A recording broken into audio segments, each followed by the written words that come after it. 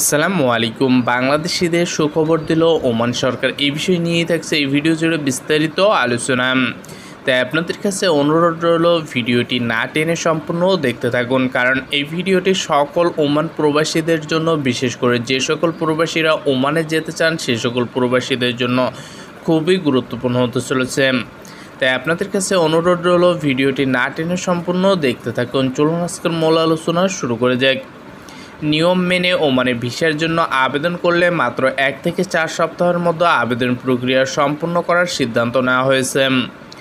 ঢাকার ওমান দূতাবাস জানিয়েছে, অনুমোদিত ক্যাটাগরিতে উপযুক্ত বিবেচিত হলে তারা তথ্য যাচাই বাছাই করে সর্বোচ্চ 4 সপ্তাহের মধ্যে ওমানের ভিসা প্রক্রিয়া সম্পন্ন করবে। এছাড়া ভিসার আবেদন গ্রহণ এবং ইস্যুর ব্যাপারে তারা রয়্যাল ওমান পুলিশের সঙ্গে সমন্বয় করবে। সম্প্রতি ঢাকায় ওমান দূতাবাসের এক সংবাদ বিজ্ঞপ্তিতে এ তথ্য জানিয়েছে। বিজ্ঞপ্তিতে বলা হয়, ওমান আনুষ্ঠানিকভাবে বাংলাদেশিদের উপর আরোপিত ভিসা নিষেধাজ্ঞা থেকে কিছুটা নির্দিষ্ট শ্রেণীতে অব্যাহতি দিয়েছে। সিদ্ধান্ত অনুযায়ী ফ্যামিলি ভিসা ও উপসাগরীয় অঞ্চলের দেশগুলো বসবাসরত বাংলাদেশি নাগরিকদের জন্য ভ্রমণ ভিসা নিষেধাজ্ঞার বাইরে থাকবে।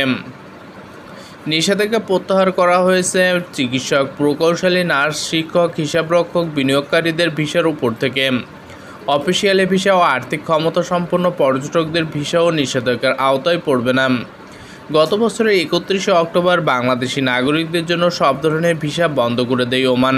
ভিসা নিষেধাজ্ঞার পর ওমানে অবস্থিত বাংলাদেশ দূতাবাস জানিয়েছে, এই নিষেধাজ্ঞা সাময়িক। জনশক্তি কর্মসংস্থান ও প্রশিক্ষণ ব্যুরোর হিসাব অনুযায়ী 2004 থেকে 24 সাল পর্যন্ত দেশ থেকে 16,53,343 জন ওমানে গেছেন, যা বিদেশে অবস্থানরত বাংলাদেশি শ্রমিকদের 13.20%।